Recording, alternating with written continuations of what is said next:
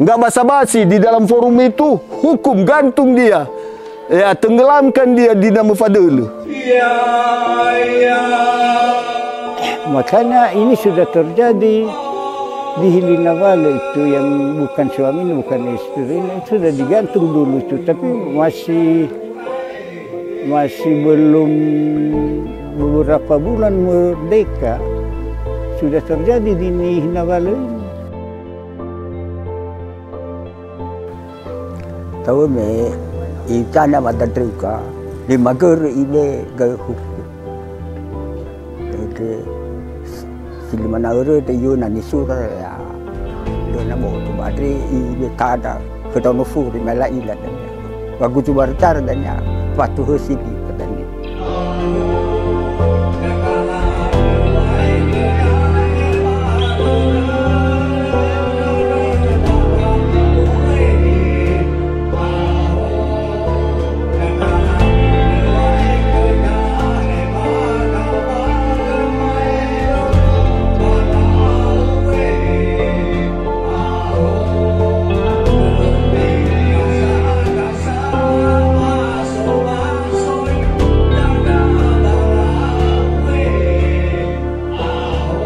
Inilah Bapak ini berdiri, dia itu hukuman paling ringan, 1 paut emas, 1 ekor babi. 1 paut itu 10 gram. Ya. Kalau dia pijak, ya urutan kedua itu ya saneto bayi, ya atau persengketaan masyarakat, ya itu 3 paut. Ya berarti 30 gram emas. Ya.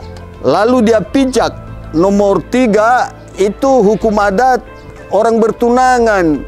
Ya, kalau dia masyarakat 3 paut, ya. Seandainya dia nanti tidak jadi, maka didenda dia lipat ganda untuk pengembalian 6 paut. Peraturan bangsawan, kalau anak bangsawan ya 6 paut. Ya, 6 paut berarti 60 gram. Kalau enggak jadi, ada kesalahannya, dilimpahkan sama dia jadi 12 paut. Harus dia bayar itu. Itu yang dia pijak urutan kelima, itu harga. Ya, kalau ya masyarakat biasa harga ya anak boru atau anak gadis 12 paut.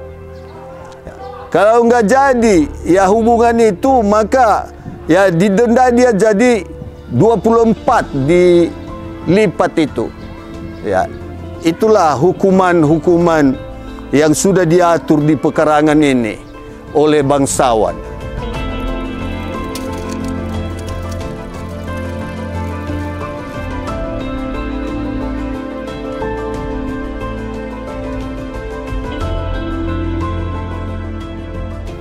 Hukuman ini kenapa dibuat seperti itu? Karena pada masa itu dengan budaya lisan yang dimana kita tidak mengenal tulisan atau catatan, rentan terjadi penetapan hukuman itu tidak konsisten. Bisa jadi pada saat ini dikatakan hukumannya begini, besok bisa berubah, tergantung bagaimana situasi pada saat itu. Tapi itulah kearifan dari kakek dulu. Akhirnya mereka membuat satu tahapan atau hukuman yang istilahnya tetap dan kekal dia. Jadi semua orang bisa menyaksikan gitu, melihat. Karena pada prosesnya itu kan menjatuhkan hukuman itu melalui orahua. Orahua itu musyawarah adat di mana dihadiri oleh para si ulu dan si ila dan juga oleh masyarakat di kampung. Jadi langsung terlihat di situ. Jadi tidak mungkin berubah-ubah karena tingkatan pertama seperti ini nilai hukumannya, tingkatan kedua, ketiga, keempat, kelima seperti itu.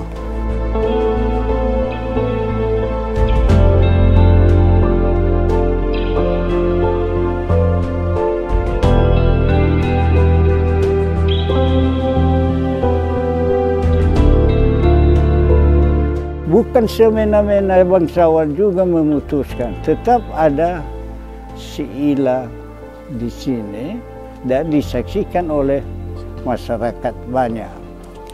Nah, Makanya desa ini sebenarnya sudah termasuk desa tertua. Tertua, tetapi yang lebih menarik di sini adalah masalah batu-batu megalit ini. Karena di batu afore ataupun hukuman itu tidak ada di desa-desa lain itu.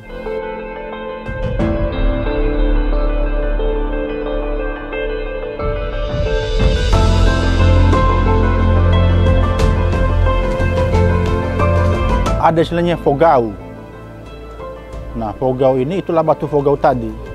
Fogau itu ada sanksi yang diberlakukan dalam masyarakat yang melanggar aturan-aturan yang sudah berlaku di masyarakat. Misalnya, ada larangan tidak boleh melihat orang mandi di surau atau di kamar mandi atau di hele kalau orang Nias menyebutnya. Maka sanksinya juga akan berlaku. Ya, entah 2-3 ekor babi yang akan dikenakan kepada pelaku. Artinya tidak lagi seperti hukuman yang pada era abad 18 yang lalu, sebelum orang Nias mengenal agama.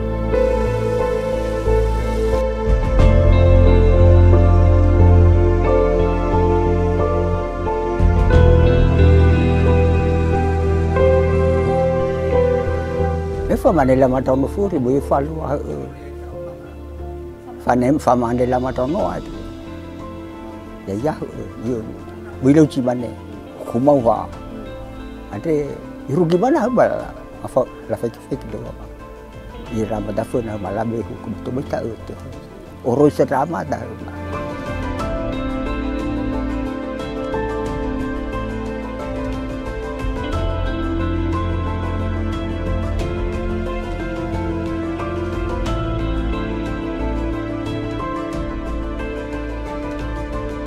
Ada tadi satu batu Soranarana.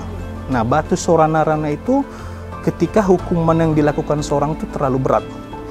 Jadi dia tidak lagi melalui proses persidangan. Jadi ketika si ulu melihat bahwa hukuman ini sudah tidak bisa ditolerir, maka dia akan langsung berdiri di batu Soranarana itu, maka itu sudah pasti bahwa hukumannya adalah hukuman mati. Jadi tidak melalui proses musyawarah lagi, dan itu tidak bisa ditawar-tawar gitu.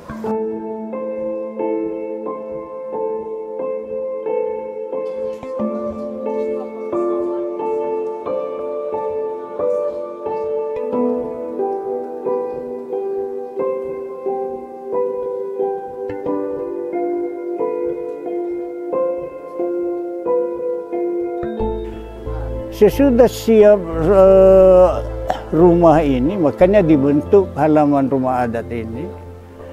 Karena kalau kita lihat di sini sekarang, sepertinya batu-batu megalit ini adalah tempat-tempat penentu adat atau siila masyarakat. Pada waktu itu diundang juga sesudah ditentukan batu hukuman yang tidak tertulis itu, karena tidak bisa diangkat-angkat itu, tidak bisa dibuang-buang itu. Sehingga desa-desa bangsawan, desa sekeliling desa ini diundang untuk menyaksikan bahwa ini hukuman yang perlu digariskan di desa ini. Sehingga beberapa usul pada waktu itu, tapi tetap pada prinsipnya seorang bangsawan itu tidak bisa diombang-ambingkan, tidak bisa diintervensi.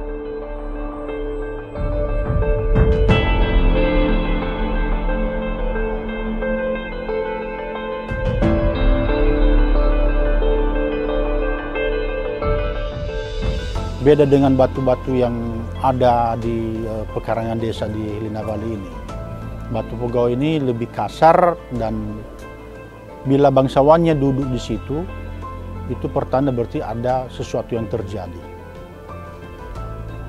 Bisa bentuknya kalau misalnya ada yang tersangka dalam perbuatan masyarakat, bisa hukumannya hukuman mati.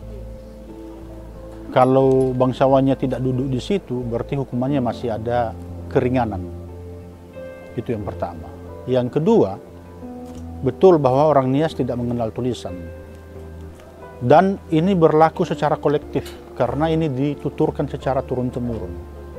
Sehingga hukum itu jelas. Bahkan masyarakat yang melanggar hukum itu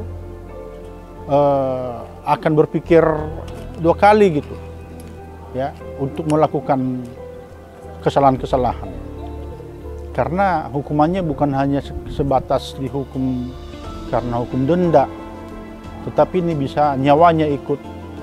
Ya, ini yang menjadi satu bentuk legitimasi hukum di Nias Selatan ketika itu.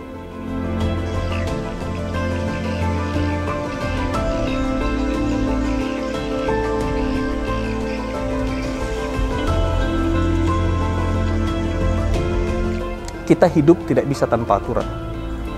Bahkan sebelum hukum yang berlaku di Republik ini, ternyata leluhur kita sudah memikirkan bahwa dalam menjalani kehidupan kita harus diatur oleh hukum. Kita tidak bisa bertindak sembarangan. Nah, itu tidak mungkin sekarang diaplikasikan secara mentah-mentah ke dalam kehidupan modern karena sudah berbeda ininya. Karena kadang kalau kita memakai sudut pandang orang sekarang, kadang sepertinya tidak manusiawi gitu loh. Oh ini kok juga bertentangan dengan hukum, bertentangan dengan agama, kepercayaan. Nah, tapi apa yang harus kita lihat dari situ adalah bahwa yang harus diambil nilai itu adalah bahwa kita sebagai manusia hidup dalam kehidupan sosial, berinteraksi dalam satu kelompok, banua lah skala skop kecilnya, kita harus berhati-hati dalam bersikap. Kita tidak bisa bertindak sembarangan gitu. Bahwa kita hidup itu berdampingan dengan orang lain, ketika kita melakukan sesuatu maka akan selalu ada konsekuensinya. Itu yang pesan yang mungkin bisa kita apa. Jadi secara langsung pun hukum tata cara sistem memberikan hukuman kepada orang melakukan kesalahan pun masih tetap dilakukan, hanya saja pada saat ini mungkin nilainya sudah disesuaikan gitu.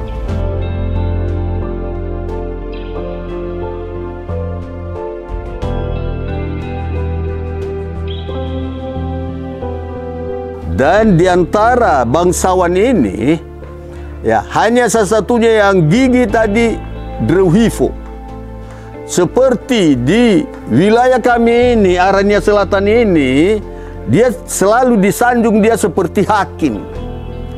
Karena banyak masukan dari dia untuk menuju kedamaian. Kalau seandainya ada peperangan desa, selalu diundang dia, ya memberikan pemahaman.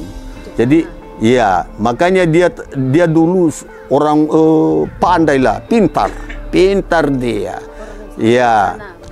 Jadi sehingga sampai kami sekarang makanya selalu kami pelihara desa ini. Ya, supaya ya jadi kebanggaan negara Indonesia, bukan hanya kebanggaan Desa Hili Nawale.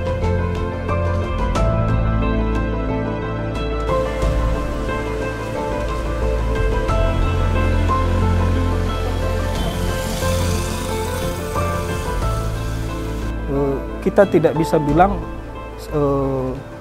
orang kita di Nias ini tidak mempunyai peradaban. Bukti peradaban itu ya salah satunya adalah mempunyai hukum adat. Dan akhirnya dengan kedatangan orang-orang dari pemerintahan itu sebagai sebuah pengakuan bahwa ada sesuatu yang bisa kita ambil contoh, nilai-nilai positif dari hukum adat yang sudah diterapkan oleh para leluhur kita.